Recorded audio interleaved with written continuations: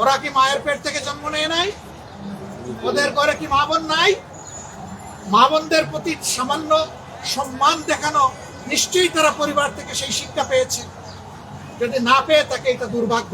যুক্তির খাতিরে যদি ধরে নেওয়া হয় যে আমাদের দলের কেউ নির্বাচনী আচরণ বিধি লঙ্ঘন করেছে, এর জন্য যথাযথ কর্তৃপক্ষ আছে, তারা কর্তৃপক্ষকে বলবে, কর্তৃপক্ষ তাদের মতো করে উদ্যোগ নিবে এবং আমাদেরকে সেই ব্যাপারে সম্পৃক্ত করবে, আমাদের কাছে জানতে চাইবে। আরো অনেক পদক্ষেপ নেওয়ার তাদের এখতিয়ার আছে, কিন্তু কোনো ব্যক্তি বা দলের কোনো ধরনের কোনো এখতিয়ার নাই এই ব্যাপারে কোনো মব সৃষ্টি করা। আমরা এই নোংরা মবের নিন্দা জানাই এবং আমরা দেখতে চাই যে মব যেন এখানেই শেষ হয়। মনে রাখবেন, দুনিয়ার মানুষ এখন অনেক সচেতন। মব করে জনমত এখন প্রভাবিত করার দিন শেষ।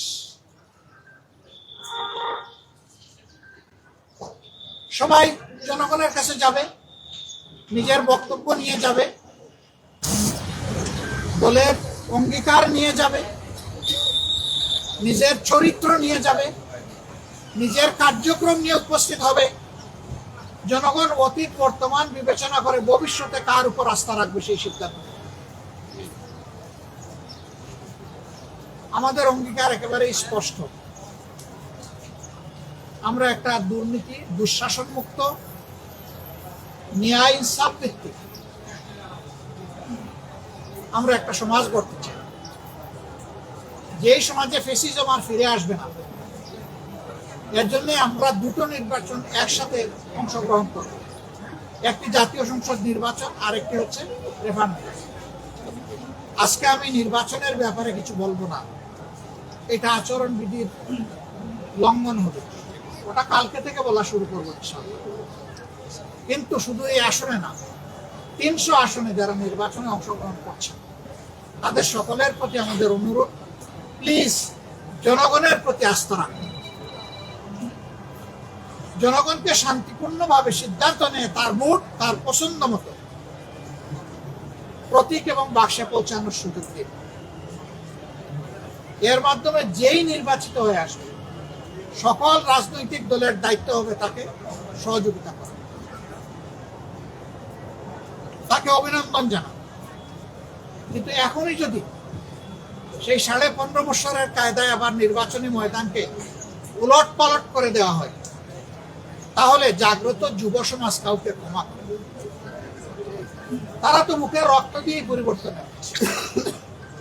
দেশবাসী আমরা তাদের সাথে ছিলাম, নেতৃত্ব তারাই দিয়েছে।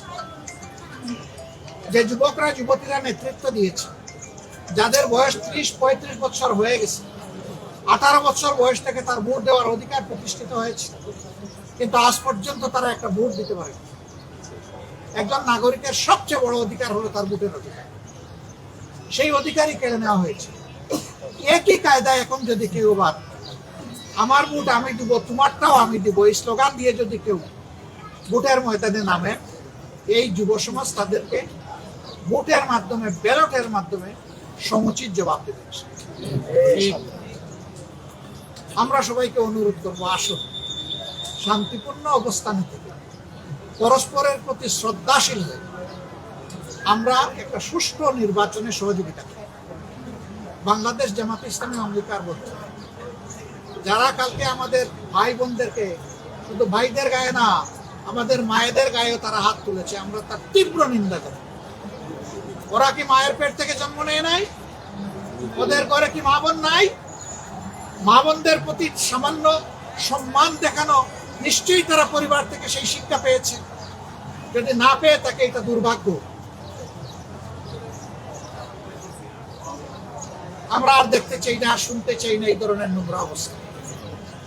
শুধু ঢাকা 15 না, এখানে ওখানে টুকটাক আমরা এগুলো শুনতে পাচ্ছি।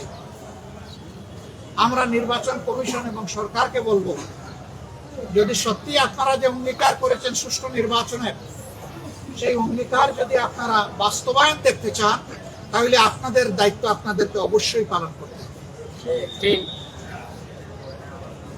অবশ্যই সমতল মাঠ সবার জন্য দিতে হবে,